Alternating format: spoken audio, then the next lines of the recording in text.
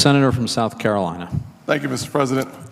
Mr. President, we've heard famously that elections have consequences.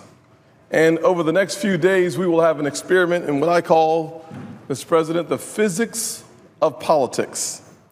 For every action, there is an equal and opposite reaction. And Mr. President, if the Democrats use for the first time, a partisan filibuster of a Supreme Court nominee, we will have an equal and opposite reaction. An unprecedented action is going to evoke an unprecedented reaction. Neil Gorsuch deserves to be confirmed, and I want to share for the next few minutes why. Mr. President, for more than 2 months since the nomination was first announced, we've seen that Judge Neil Gorsuch, he possesses the qualifications and the temperament to serve as our next Supreme Court justice. While all nominations carry enormous responsibility, this is arguably the most important position we are tasked with filling.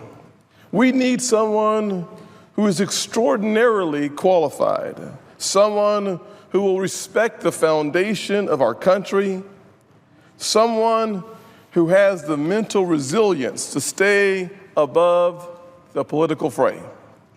Some of my friends on the left have called Judge Gorsuch unqualified, too conservative, and someone who is simply not in the judicial mainstream.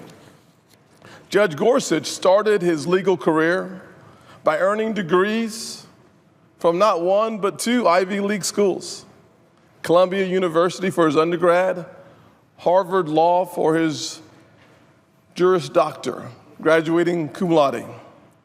He even, as a Marshall Scholar, earned a doctorate degree from Oxford. When one takes into account these extraordinary educational achievements, it would be simply incomprehensible how anyone would consider him unqualified. His record on the bench is just as impressive. And we've heard these numbers so many times that we sometimes just gloss over or glaze over these numbers, but these numbers are powerful indicators of how successful he has been as a judge. Out of nearly 2,700 cases, Judge Gorsuch has been overruled only twice. 98% of his opinions were unanimous, further proving that he falls exactly square in the judicial mainstream. He has received well qualified, as my senator from Arkansas just stated a few minutes ago, from the American Bar Association, the highest rating available for a Supreme Court justice. Judge Gorsuch is also not new to the nomination process.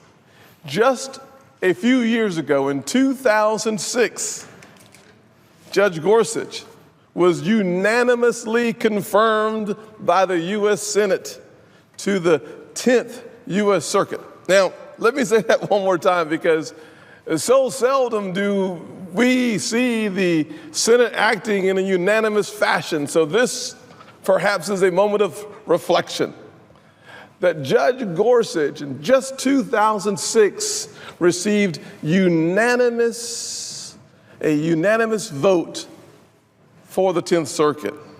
Every single Democrat serving in the Senate at that time voted in support of Neil Gorsuch, including 12 members who are still serving in this chamber today. His bipartisan support has not stopped there.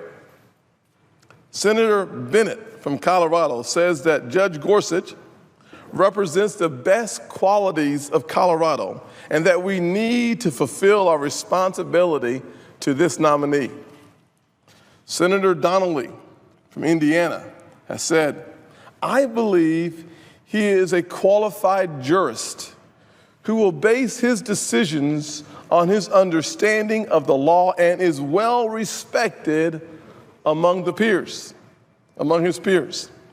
From West Virginia, Senator Manchin acknowledges that while he may not agree with future decisions made by Judge Gorsuch, he also said without question, let me quote, "He has not found any reason why this jurist should not be a Supreme Court justice."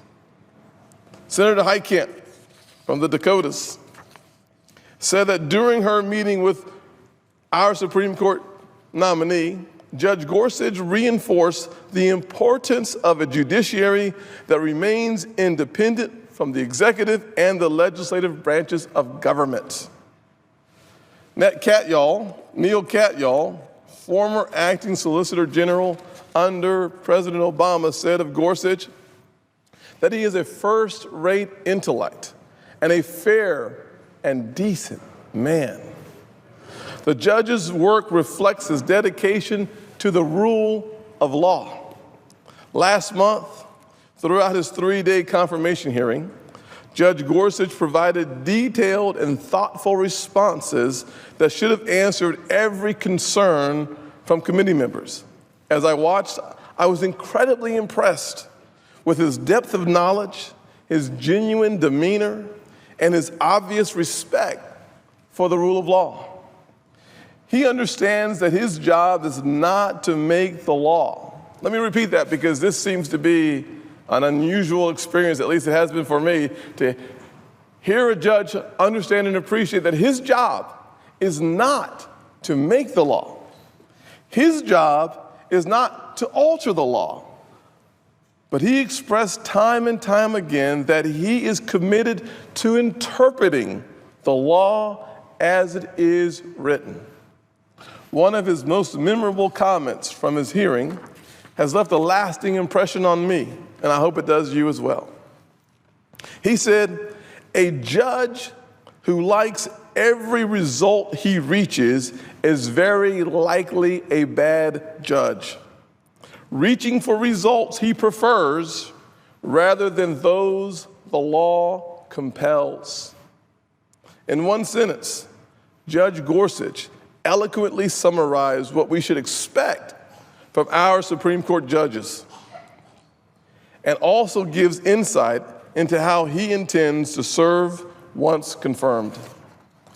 After his extensive and exhaustive hearing, we can clearly see beyond the shadow of a doubt that this man is more than qualified for appointment. Any argument to the contrary is based purely on political opposition. Today,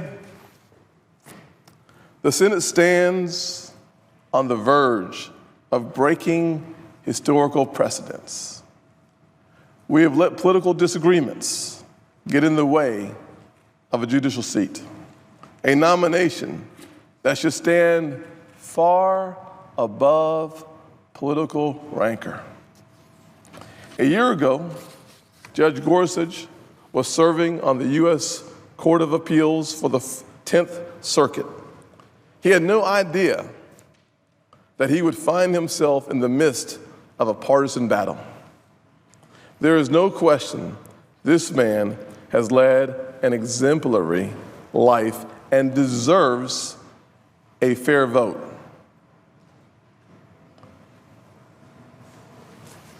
We are simply asking for a fair vote. A vote. Let us move past these political games and confirm a man who has earned this position with nearly a flawless record as one of the brightest judicial minds our country has to offer. Mr. President, I note the absence of a quorum. Clerk will call the roll.